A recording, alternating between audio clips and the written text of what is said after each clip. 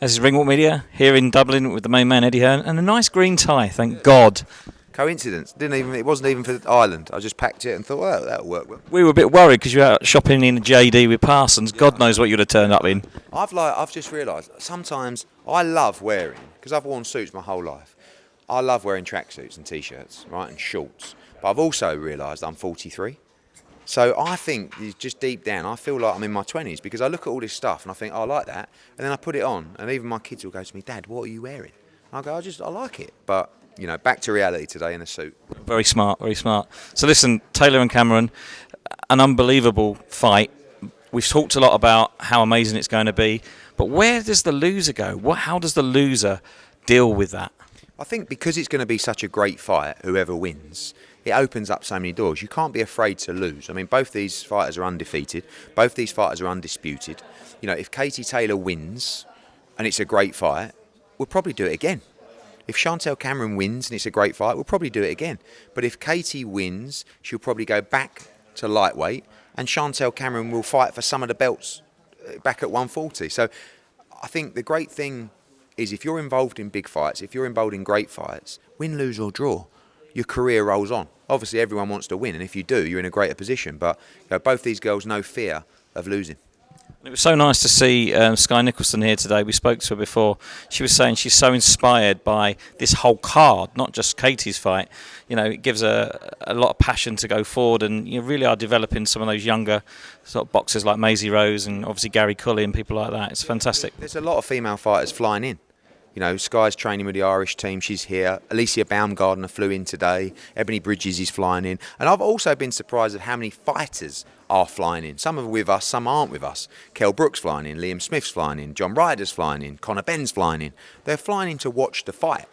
Do you know what I mean? And they're flying in to experience the atmosphere. So Katie Taylor has long, you know, all those female fighters that you talk about there, I mean, Terry Harper included, Maisie, they're both on the card.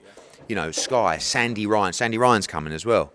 You know, she's provided opportunities for them. She's shown that it's possible, and and genuinely, they're all thankful to her as well. You know, every interview they say, without Katie Taylor, we wouldn't be here. Sounds like one of the biggest fights outside of Las Vegas this year. Yeah, I mean, you know, just a great fight, and you'll see the atmosphere, and that's what's so exciting. This is what we live and breathe for. Now listen, next week you've got Lara and Wood. We've heard a little rumour that Mr. Warrington might be offered the winner of that. Yeah, that's the plan. I mean, he was probably thinking, and I was as well, that he would get the winner of the first fight.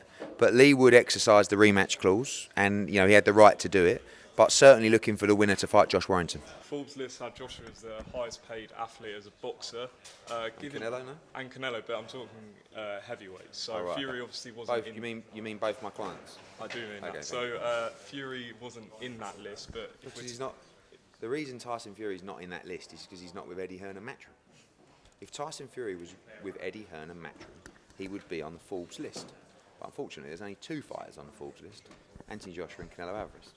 So, is that then, does that make it difficult in terms of, if we're to believe the reported splits for the Saudi thing, is he asking for too much? He's always asking for too much. That's all right, you can ask for what you want. You get what you're worth. And look, Tyson Fury is a huge star. I'm not, you know, I always say commercially, he's not on the same level as Anthony Joshua. You're not going to go to Tokyo, to New York, to Milan, to Rome, and see Tyson Fury on billboards all over the city, like you are with Anthony Joshua. There's a difference between in-ring earnings and in-ring and out-of-ring earnings. And in terms of sponsorship revenue, commercial revenue, star factor globally, because of those associations with brands, Joshua's on another level. But when I say that, Twitter erupts and goes, what are you talking about, Hearn? You don't know nothing. And I think, actually, you're wrong. I know everything. And then final question, is Ryan Garcia out of contract with Golden? I don't know, is there an announcement today or something? He keeps saying big announcement on Thursday. Thursday's the day. He ain't signing with us yet. Will Canelo Biv will be at 175? If it's going to happen, it will be at 175.